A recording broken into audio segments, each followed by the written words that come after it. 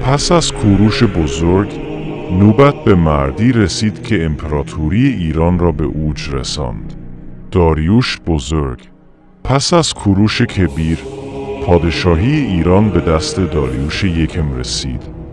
او نه تنها امپراتوری هخامنشی را گسترش داد، بلکه برای نخستین بار یک نظام اداری، مالیاتی و راه‌های ارتباطی ساخت که جهان باستان مثل آن را ندیده بود. داریوش دستور ساخت راه شاهی را داد، سیستمی که باعث شد پیام‌ها در کمترین زمان از شرق تا غرب امپراتوری برسند. او همچنین تخت جمشید را پایه‌گذاری کرد، نمادی جاویدان از شکوه ایران باستان. داریوش نه فقط یک فرمانروا، بلکه یک مدیر و سازماندهنده بی‌نظیر در تاریخ بود.